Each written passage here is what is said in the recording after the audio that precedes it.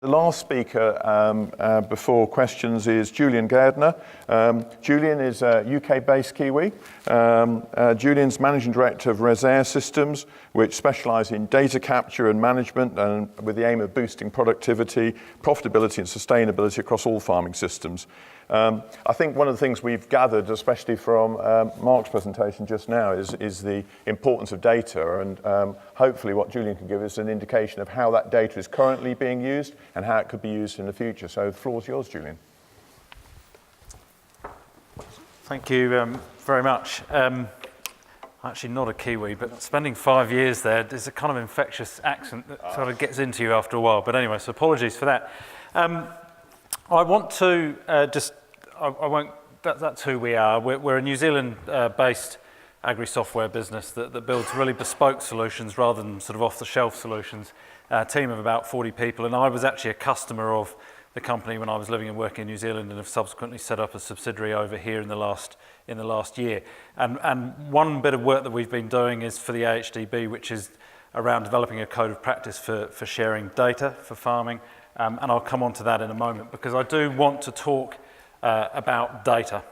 This graph you probably will have seen in the AHDB report of January last year, which shows, quite tragically in a way, how badly as an industry we're lagging in terms of productivity against some of our nearest competitors. And that gap has opened up over the last 50 years or so.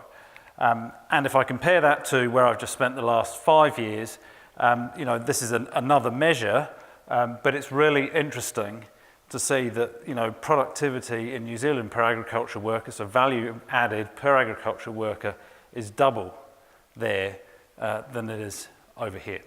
Now, of course, that isn't all to do with data. There are lots of other reasons, and we've just heard from Alison some really compelling science that will help us make the improvements that we need to make in that sort of productivity space. But I do want to focus on data, because I do think that data holds a very significant key to uplifting our productivity and making us a fit-for-purpose industry as we go forward over the next 25 years or so.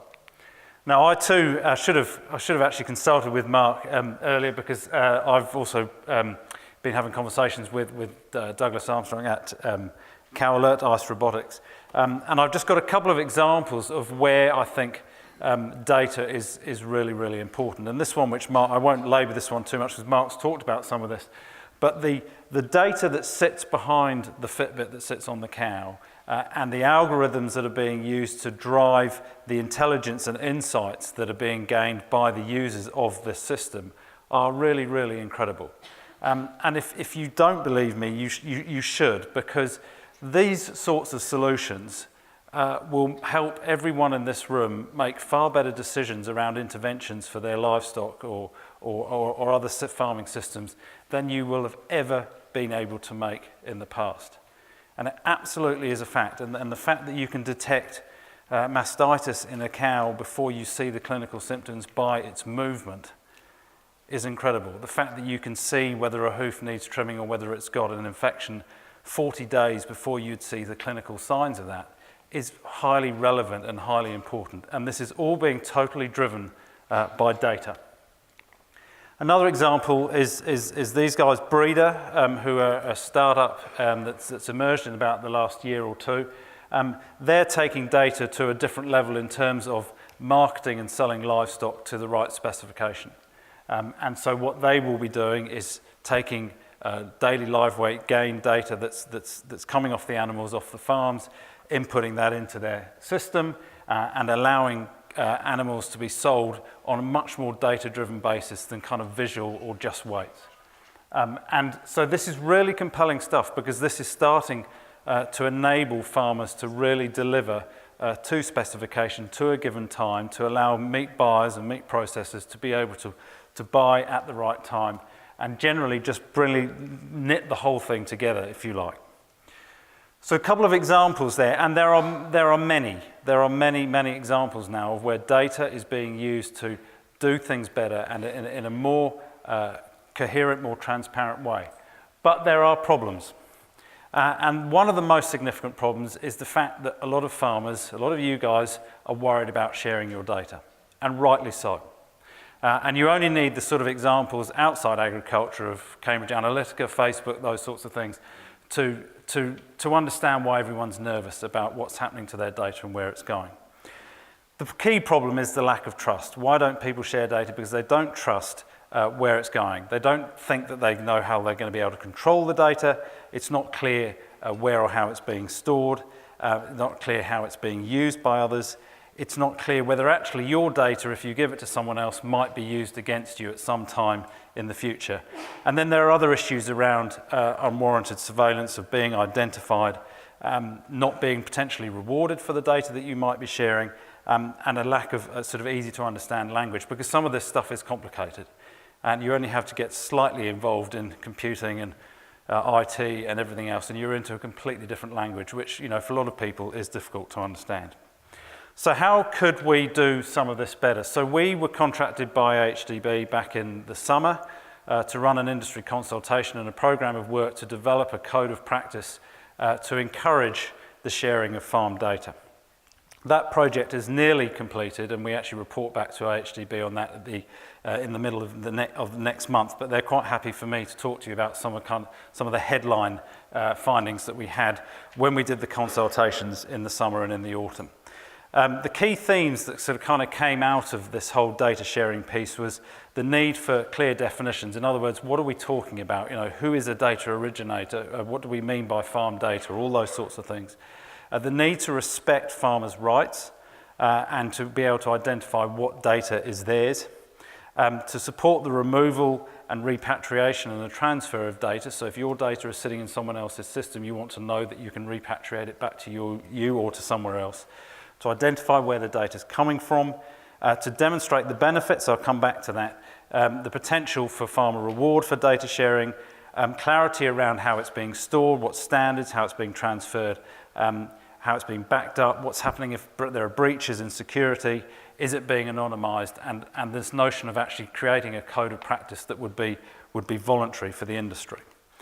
So how might we do this better? So basically, this is just a working example of where data could be useful if farmers and others were sharing it. So farmer at the top, data originator, sharing it possibly with a cloud-based farm software system, but actually then wants to share that data to a third-party analytics service that then gives him value back or her value back through insight, might be combined with weather data. But equally, that data might want to be shared, and the farmer might happen to be permissioned that data to be shared to another third party, for instance, an insurance intelligence provider, who may also then use that data to inform insurance underwriters for risk and everything. Now, there's nothing wrong with that, providing there's transparency and understanding between the farmer and those other parties in the chain, and that has been missing in certain scenarios in more recent times. And the values of sharing that data, not only to the farmer in terms of possibly getting rewarded in some way of sharing the data, for the raw data with third parties, but obviously by sharing that data, combining it with other data, having some analysis done on it, it's the value of the insight and the opportunity for intervention or making good interventions is where the real power of sharing the data lies. There are other issues, I think, that exist around sharing data, not just the ones around trust, but I think, you know, having spent a lot of time in New Zealand, I know you probably say, well, he would say this, but I do think the subsidy model that we have here is broken, and I think it has discouraged the level of innovation that we need, and therefore we've had too limited use of data and sharing data. There's this whole issue around whether subjective, you know, I'm a farmer, I know my farm best, against objective data-driven decision-making, how that fits. A misunderstanding around the benefits. There's a lot of fragmentation, as we heard this morning, in the supply chain. There's a lack of common standards, low levels of data capture. There's issues, as we still know, around data connectivity, and Minette talked about that this morning. You know, even some people not even being able to get a mobile phone reception, let alone 3G or 4G or whatever. Issues around a low skills base, and in some cases, and I think we do have to be mindful of this, over-inflated expectations of what your data individually might be worth if you were to share it to someone else. I talked a little bit earlier about demonstration. In the consultation that we did, one of the things that came out really loud and clear was this need to be able to demonstrate the benefits of sharing data. And one of the things that we've put in our report and we were writing into the code is, if you like, an obligation on businesses that want to access your data to be really overt and really clear with you as to what the benefit to you of them sharing that data, of you sharing your data with them is. And I can't overemphasize that enough. That came out in every single consultation session that we did over the summer and the autumn. And so it's really important that they identify what the benefits are that they're being delivered, that we find really good examples of best practice, because that also encourages the industry to share data if they can see other people doing it well.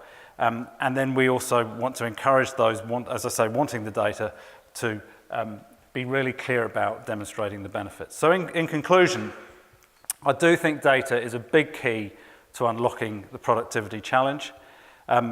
Absolutely crucial is this notion of developing an environment of trust. I think if we don't do that, we can have all the smart technology we like in the world, but it's not going to achieve as well as it will if we're prepared to share data. Let's show and tell, let's see the great examples. The code of practice that we're developing is simply a building block. It is not the answer. There's more to be done. But I do think, and culture was talked about this morning, you know, all of us in this room and beyond, we do need to see a cultural shift in terms of attitudes towards data and its importance in the sector, both at a political level and also at an industry level, if we're really going to realise the benefits of the sorts of things that Jonathan and Mark and others have been involved with in terms of transformative solutions in agriculture, which are going to rely on your data and other people's data, and if you like, a network of sharing. So that's me. Hopefully that gives you some insight into where I think some of this is heading. Thank you very much, Julian.